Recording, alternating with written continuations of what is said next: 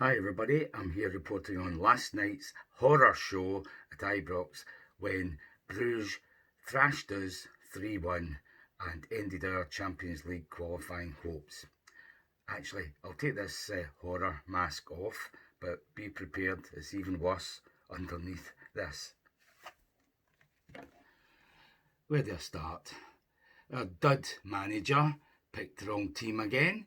He throws in a young 19-year-old left back just off the plane yesterday. Probably that's the first time he's actually seen Ibrox, but he wasn't one of the worst ones. He was actually one of the better ones, especially in the second half. But that meant, of course, he kept the other dud Aarons at right back. And then when he did put Tavernier on in the second half, he didn't play at right back. So you've got to wonder what's going through the manager's mind. And the other big mistake was to keep going with Danilo up front instead of Egerman and having Diamande in midfield instead of, well, take your pick. We've got Lyle Cameron, we've got Barnes there that you could put in. Asgard is the one who should have started. He came on when it was too late, obviously, as did Mikey Moore. But the wrong team, he keeps persisting with Diamande and Danilo, and neither of them have kicked a ball since we started the season. I mean, the DD Forza, DD, a couple of Diddies, that's what they are. I don't want to see them ever again in a Rangers team. Try and sell them, and if not, keep them for emergencies. I was going to say keep them for the likes of Aloha, but they wouldn't even be able to perform against them. So, wrong team. Crowd's really up for it. Atmosphere's great. First 2 minutes, yes, we're on the front foot. This is looking better than we expected. Not that we expected much.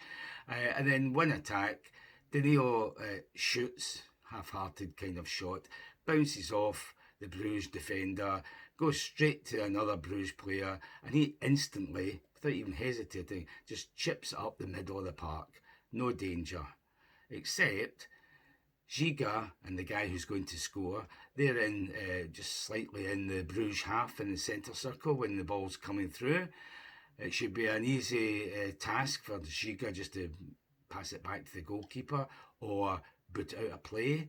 But no, he kind of half stops, he slows down, half stops. The guy then gets the ball and is in front of him and he's holding his arms out as if to say, where's the goalkeeper?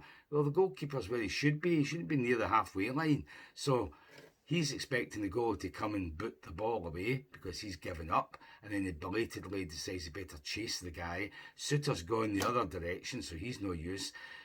The only mistake I would say Butland made was he half came and then he stopped and he hesitated, and that gave the guy the chance to chip him. Lovely chip into the net from about, 20 odd yards.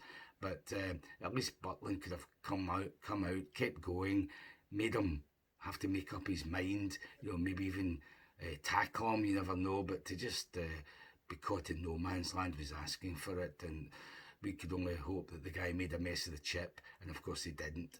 So 2 minutes gone, 1-0 down, the whole place is totally deflated, and no wonder. Gets worse, the next goal, corner kick, the corner was just kind of floated towards the penalty spot, roughly. And there's the guy, nobody near him, nobody within 5 yards of him. They're all at the front post, about 4 or 5 Rangers players, and probably marking about 2 Bruges guys. And when the ball lands at the guy's foot, he just passes it into the net. Nice finish as well, but no opposition. So 2-0 down. The crowd's really getting toxic now. This is worse than we expected. And then within 20 minutes, it was 3. And the third goal came from an attack. I think Raskin tried to kick it away and didn't make a good job of it, but then Rothwell kind of headed it out, maybe about 25 yards out, where Danilo should have collected it, but no, the Bruges guy got in ahead of him. He was more determined, speedier. He got in ahead of Danilo, chested it down, and what a great shot into the net. You couldn't blame Butland for not saving any of the 3 goals, but you could sort of look at him for what happened in the first goal, but that was mainly Giga. He did a nightmare of a game. He was absolutely terrible. And Suter didn't start much better. At least later on, he made a few decent interventions and tackles. But when he had the ball, he was too slow passing it to Giga and back and all that carry on. He did actually try and run forward a few times with it and then gave the ball away, or maybe did manage a pass. But he wasn't one of the better players. Butland, I would say, was one of the better guys. He made 2 or 3 good saves after it was 3-0. Big deal. The left back came on to a decent enough game. He looks promising, but we'll need to see him in an SPL game, obviously. Gassama was the best man. He always kept tried to get past people, tried to cause a threat, obviously. Might have scored the second goal, which was disallowed. I'll come back to that in a minute. So I'll give him a pass. The rest of them, just unbelievably bad. Asgard, when he came on, showed he's got great ball control, presence. He's a tall guy. He looks as if he's a hard worker. He can take a ball, control it, move it on, run with it. I think he can even get past a man. So he might actually be a good acquisition once he's up to speed. The rest of them just shocking. Igaman hardly did anything. 2 or 3 little touches that looked promising, but that was it. So the whole team was a shambles, really. Really disappointing. You wonder, what is the manager doing? What is he thinking? Does he just think we'll take this for the next month or two because all will be well, a la Clement in November, when we're out of everything bar the Scottish Cup, and that's because it wouldn't have started at that point. So I really think he's in a bit of danger if we don't win against St Mirren at the weekend and then Celtic in the following game at Ibrox. I've heard people saying since yesterday, last night, we've got a mountain to climb in Bruges. No, we don't. There's no mountain. We're just down there on the ground with nothing to climb. We're out. Just forget about it. Just let's hope it doesn't get any worse than 3-0 down at any point in that game. So forget that. Just concentrate on the league. Enjoy the Europa. If this manager can get his act in order and get another couple of players in. And what we desperately need, which they don't even seem to be trying to get, is a striker.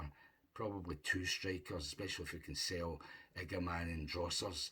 But there doesn't seem to be anyone in the horizon. The one we were told we were getting, the Israeli guy, he's away to the MLS. So that's what we get for dithering, if we were dithering. So, recruitment team, director of football, you're not doing any better than the manager is. Some of the signings already are looking ropey, like Aarons for a start. So if they don't get their act together in the next week and a half, and the manager's left with what we've got, we really are in trouble. So just take the money in the Europa League. Don't have any thoughts of glory or even enjoyment, because it ain't going to happen with this manager, this system, half of these players that were either there already or who have been brought in. Last point, when we scored the second goal, we really thought, we could have a chance here to get another goal, 3 each. That would be some comeback. And it was so disappointing when the goal was disallowed. Having now seen it on TV, it was an absolute disgrace. The French referee went card happy, well, only on Rangers players in the second half, giving yellow cards for innocuous fouls.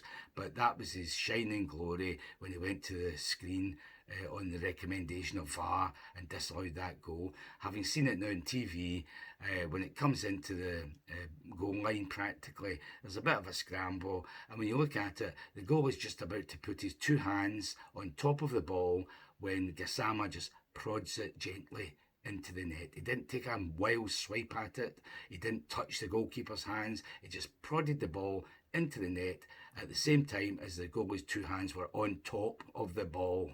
So that's not in control of the ball. You obviously can't kick the ball out of the goalkeeper's hands if he's got the ball under his control, which to me means a hand both sides of the ball and then the guy kicks it out. No, the ball was there to be kicked, which Gassama did, as I say, not a wild swipe, not dangerous, just got his toe to the ball as the guy was putting his hands on top of it. Should have stood. That's what VAR's for, and yet the referee can go to that and look at that on the screen. Well, who knows what angles they showed him. But any angle I saw on TV when I got home showed it shouldn't have been disallowed. But we can't blame that. We can't blame the referee. It was a horrific show, abysmal, diabolical. You supply the appropriate adjective, and it's got to get better soon, or the manager really is in trouble.